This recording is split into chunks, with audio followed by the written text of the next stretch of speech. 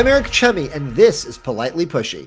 Welcome back to Politely Pushy. I'm your host, as always, Eric Chummy. Today we are joined by Tomio Geron, who comes to us from the Wall Street Journal, many other top-tier outlets, Protocol, Forbes, Dow Jones, VentureWire.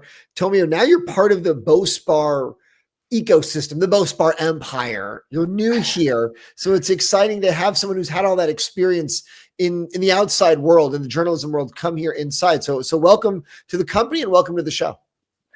Thanks for having me. I'm excited to be here and with the company, and yeah, it's great. What made you make the switch, the leap from being a journalist to coming onto this side of the business? I did it myself, so I'm curious about your take. Yeah, well, for me, it's actually not a new thing. I've worked in the tech industry before. I worked at a startup a long time ago after college. Got some experience doing design and a little bit of programming. This is when I was in New York. And then more recently, I worked at a startup, my friend's startup, who I really had a good time with as their head of content, um, and did that for a couple years, and then went back to journalism. So yeah, so it's something that I've done before, and um, I have some background working in tech, so I feel like I understand kind of both sides of it, and I still like writing and that whole process. But I also like working kind of in the tech industry as well. So I kind of I guess I like doing both. And you were a programmer too. You were writing code. You don't see a lot of people who go from writing code to saying, "Hey, I'm going to be a writer full time." Yeah. I mean, I shouldn't. I'm not. I'm not. Uh, I wouldn't say I'm an expert programmer or anything, but I did learn some programming.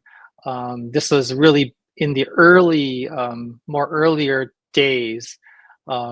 But I did learn programming. I did learn some database SQL stuff. So I feel like I understand the basics to just be, dangerous, but not enough to really, you know, really program something myself. How has that informed, though, your writing about technology, right? Having been at least at some level, right? You were doing it, you were in it, you were part of the tech world as an actual developer. That's so much further than most tech journalists ever get to do in the tech world. Do you think it informed maybe a different way of thinking about things, a different way of asking questions, a different way of writing and framing stories? I think so. I mean, I like to think so. I think I understand a little bit more about just the day to day of how things actually work in a startup, how chaotic it can be, how many things are going on at the same time. Whereas when you're a journalist, you know some of that, but unless you're really talking to people inside the company, you don't really know how things work and what's really going on. You kind of just get sort of a filtered view. So I feel like I understand some of that and some of the how the ups and downs of being in a company and all the changes that are constantly happening, especially at startups, and just sort of kind of a little bit of sense of that and the technology and kind of what goes into actually building things. I feel the same way. I feel like as a reporter, you're still always on the outside. I know their job is to figure out what's going on the inside, but only the insiders actually know what's going on the inside. And I like the way you said that you don't have the same perspective inside versus outside. Yeah, I think so. And that's, there's nothing wrong with that. It's just that um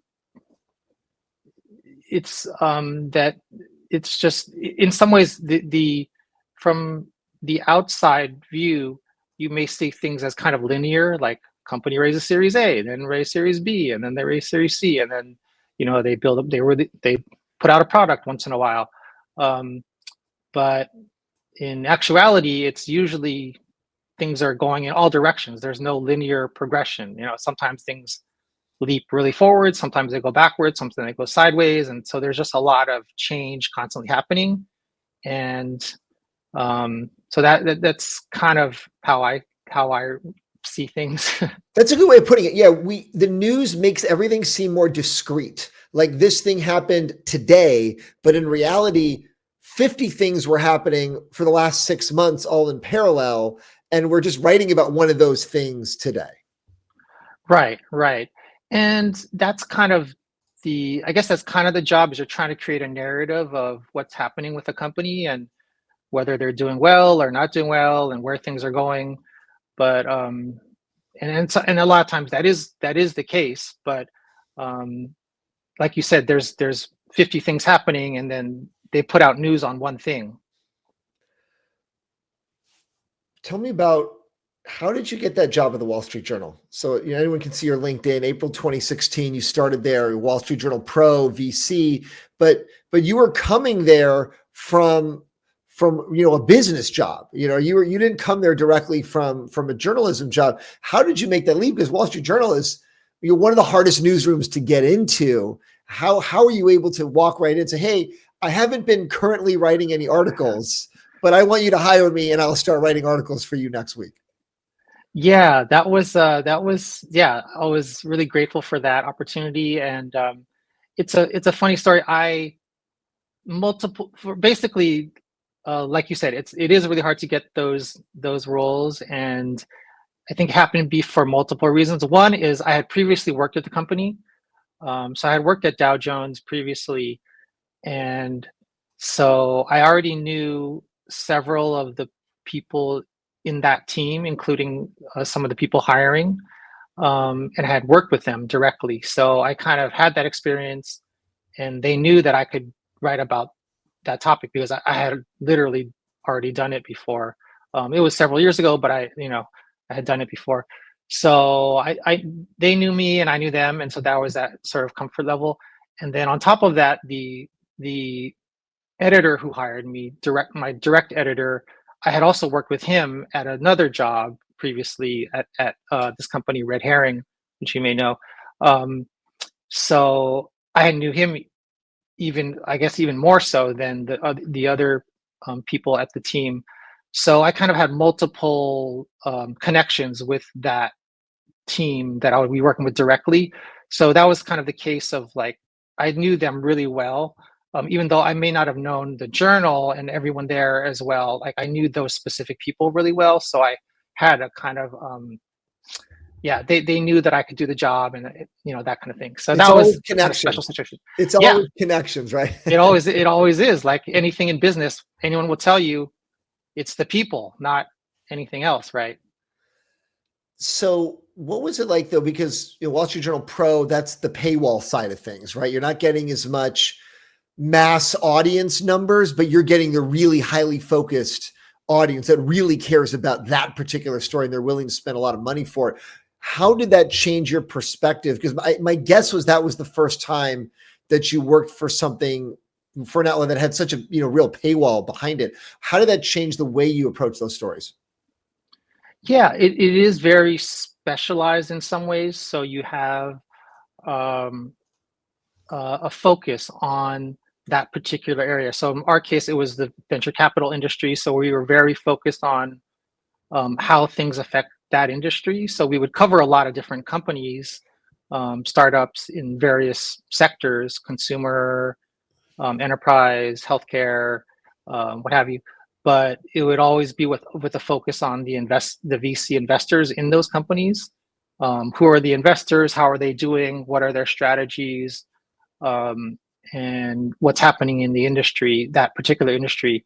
So, whereas perhaps other parts of the journal, they may cover the same companies or the same issues, but it would be from a little bit broader perspective in terms of how that would affect the economy or business more generally. Ours was more really targeted at the VC industry.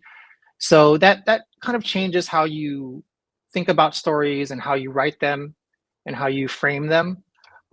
So I think that's the biggest issue, is just how you kind of frame those stories specifically for that industry. But a lot of the topics would cut across, you know, things that anyone else would cover. So it's just that framing.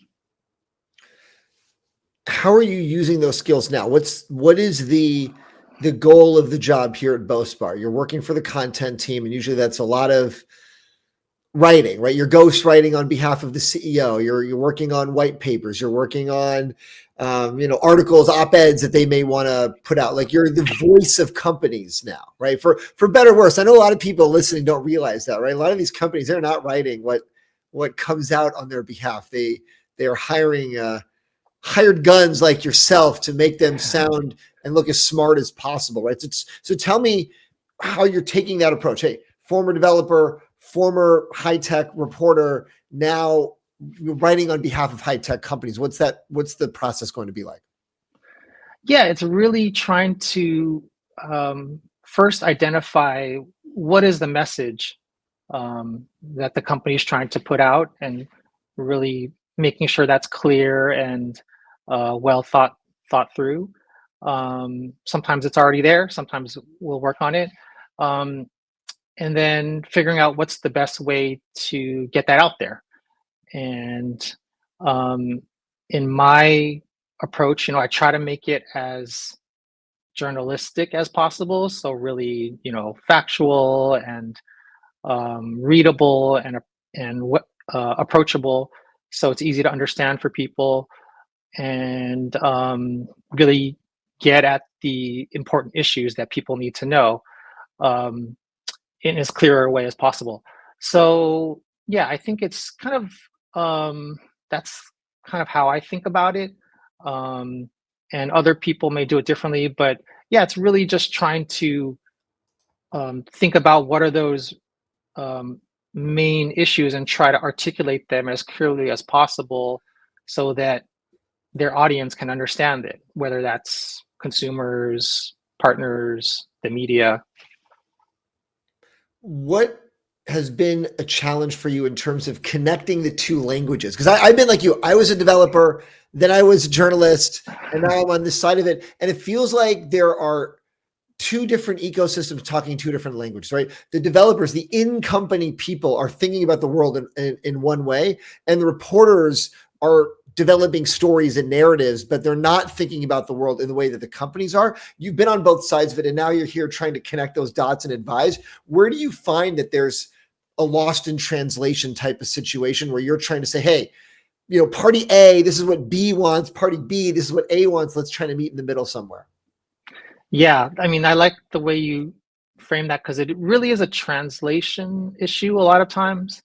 Um, and trying to figure out that's why I said that first it's trying to figure out the message and the messaging, because um, a lot of times a company will have a really great product and it sells really well and it's amazing technology, but um, trying to figure out how to explain that in the best way uh, is a challenge sometimes. So it's really about trying to develop that message that resonates outside of the company. And that may be not how they think about it internally when they're building it or selling it, but that's okay. So it's really about, does this make sense in a broader context outside of the company? Um, and and I think that's even another level is for media, because the media may think about it even in a more different way. So sometimes I'll work on some writing for some clients, and that will be one pillar. But they want to also talk to media reporters and things like that, and that may be also we may need to boil it down and make it a different message, framed a different way for media. So that's kind of the challenge, is figuring out, okay, what are certain audiences interested in, media versus partners versus client customers, and trying to figure out what are they interested in and how can we provide the information that they want in the best way for them. So it's kind of thinking along different levels for different audiences. Right. It really is. Like, so many conversations I've had with people, and I say, hey, that's a great talking point for your investors, or that's a great talking point for your employees, or that's great for your customers, right? They're all very different things that you say. And then the media, you need to say something else, right? The media person is often the least technically savvy. They are often Right. the least financially concerned, right? It's not their money. They're not investing in you, and they don't have a P&L. They're not going to buy it, right? So like they don't care about that because you can't lose their money. So you got to tell them something different. What were you going to say? Yeah, I was just going to say, you made me realize that there's also, if you're talking about the media specifically, there's different levels. There's um, trade publications who really care about, you know, the speed and the performance of a certain product and the nitty gritty of certain numbers. Whereas some of the other more mainstream or bigger publications, they never even heard of those numbers. It doesn't matter to them. They're more concerned with, for example, how does this company relate to the broader AI issues or the broader policy issues that are happening in the country or happening on their beat. So there's also like very specific things that certain media are interested in, and that can really vary across different outlets. Tell me about most recently you were at Protocol, fintech, crypto, and you started there December 20, which is right. I remember when like the first time Bitcoin was getting up to, no, maybe that was 17. I don't know. I'm losing track of the years, but this is like the COVID. Yeah. The COVID crypto blow up where it was like out of control. And everyone was at home, day trading, buying meme stocks and crazy stuff. So you were in there in a really volatile time. What was that like, right? You're in a newsroom, but covering maybe one of the craziest things going on in the world at the time. Yeah, it was a pretty wild time. It was during COVID, um, and a lot of so there was a huge. You may remember there was a huge spike in not only crypto but stocks, meme stocks at that time, because everyone was at home day trading. Guys like Dave Um, Portnoy, and Ryan Cohen and GameStop, and it was right. crazy. It was crazy. Yeah. Yeah. So there was a crazy time, and a lot was happening, and the SEC was trying to go after Robinhood and some of the other fintech and crypto companies, um, even before some of the blowups. So there was a lot happening, and we covered a lot of the policy issues, which was interesting too. But yeah, there was just a huge. It was kind of a really strange time. So there was so much happening with um, those companies and stocks and policy, and then things quickly melted down also. So especially on the crypto side, so there was a lot of uh, kind of trying to just understand, okay, what is really actually happening with these protocols and tokens, and what's behind them. Um, how do they work? Do they actually work? Where what are people talking There about? was so There's much just like a garbage. I lot don't of, mean to interrupt you, but when you say do they yeah, actually work, I remember a lot of stuff just didn't actually work because we had. I remember we had some Bospar clients at the time, and some of it you just wonder like, is this real? And then a lot of them just came and went. Like it's interesting to watch the startup community. They just show up. Oh, we're all crypto now. I'm doing a crypto startup, and some of the stuff doesn't work. And then they disappear. Like they disappear as fast as they came. And then it's, oh, boom, I'm doing an AI startup now. Like here I am. It's like, weren't you the crypto guy last year? So, yeah, but go on. I cut you off. I'm sorry. yeah. No, it was a really strange time. It's like, because at that time it was one of those, how there's certain periods where people say, well, it's different this time, kind of like during the dot-com era or during the It's mobile never different. era, It's or never different. right, or during Facebook, Yeah. the Facebook run up. So things are like, people are like, oh, it's different this time because crypto is going to take over, and you know, this token is never going to go down. It's like going to keep rising 100% every month. So it was just, yeah, it was one of those things where, okay, this is crazy, but because things keep happening, we're keeping on covering it, and then like just on a dime, things started to turn. I don't know if you remember that period, but things like when things turned, it was like each day a new thing happened and a new company started to blow up, and that was FTX and that whole period. So that was just a really really, it had that kind of 2008 feel to it, where like, oh, for today it's Lehman Brothers, the next day it's this firm, the next day it's this firm, and like, each day some huge thing would happen. I remember all of that. I'm thinking about all of that. When it all happened, though, was part of you like, oh, I knew this was a scam. I knew this was a fraud. Or were you also surprised from the outside? Um, I definitely felt that it was a lot of it was not sustainable. But the thing is, you don't really know what's real and what's not, because that's the thing. FTX was the biggest exchange at the time, and they were considered like maybe not the gold standard, but one of the top companies And they had all in that the industry. advertising. They had the umpires, they had the FTX arena, they had the Super Right, Bowl ads, they got Tom Brady. I mean, it right. looked like he's hanging out with Bill Clinton. I mean, it looked like, okay, well, you hope it's not a Mhm. scam, but maybe in hindsight, it's like, well, why do they have all that money? Why do they have that much money to burn? I remember my friend at Coinbase at the time, he was so mad at Coinbase because he said, "Oh, we're not marketing enough. Look at FTX; they're blowing us out of the water. They're spending on all this stuff." And then it's like, okay, well, aren't you glad you're working at Coinbase and not FTX when you fast forward a couple years later? Yeah, yeah, definitely. Yeah, I know some folks there, and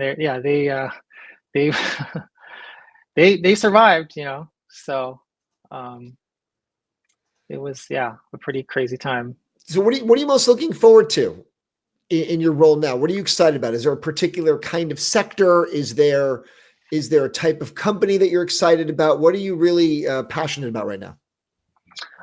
Yeah, I mean, I do still like fintech a lot. I think there's a lot happening, um, and a lot of changes. So I still really like fintech as a sector, and um, I'm interested in some of the new areas. Well, not I guess AI is not new, but there's still a lot happening there that's really transforming pretty much every other sector. So that's a really big one that I'm really following a lot. And then climate is also really huge now, obviously, and also kind of cuts across a lot of different sectors. Cuts across AI and data, also things like that. So that climate area, I think, is going to be, one of the biggest areas in tech, if it's not already pretty soon. So yeah, that's and then just yeah, I mean, I still really like startups. I just think I like learning new things and kind of learning about new companies and new technologies. So yeah, I'm just excited about kind of that process, and that's why I like covering tech in general. What's your advice for companies that might be listening to this that you might be working with going forward here? What's your advice to them about, hey, if you want to get good coverage about your company, do X? What's that one thing they need to do? Uh, have a good product or good technology. Like But you that's can't. hard. Oh, good Yeah, product and technology is hard. What are some shortcuts I can do if I don't have a good product or technology? yeah. I mean, you can fake it till you make it, but um, you have to have some good foundation there.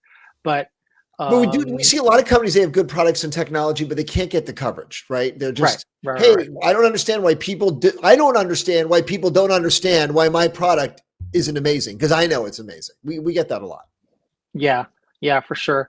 I guess from the journalist side, you know, we like we like transparency and access. So, tell me something new that I don't know about your company or your sector, and let me talk to the CEO or the CTO or the people who really matter, and um, try to give us something that we're not getting elsewhere. And I know a lot of companies are wary of talking to the media, which I understand. But my perspective is, hey, if you're not out there talking to people, no one's going to cover it. So that's my that's my general advice is like, hey, like it's better to be more open than not open, because if you're worried about someone stealing your idea or things like that, there's someone already doing what you're doing, so there's no point in trying to, hide it. And I think the FTX example, you're so right, by the way, everything you say, because we have companies that come to us and say, okay, I want all this coverage. Okay, they want to talk to the CEO. No, he's not available. It's like, well, then they're just going to talk to some other company's CEO.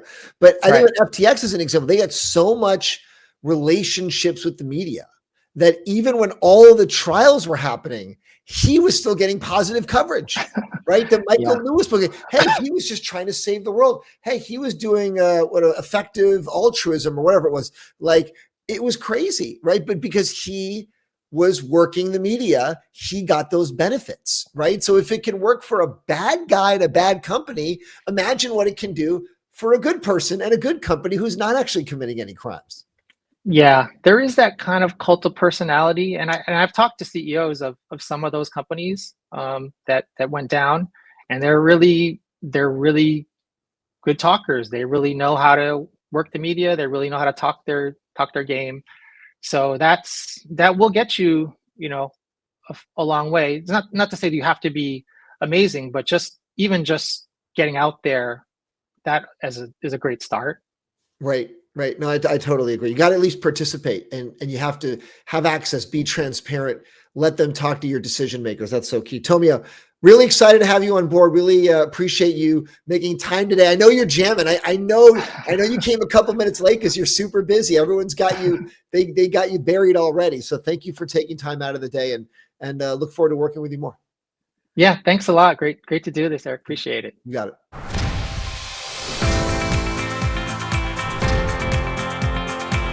Thank you to my guest, and thanks for listening. Subscribe to get the latest episodes each week, and we'll see you next time.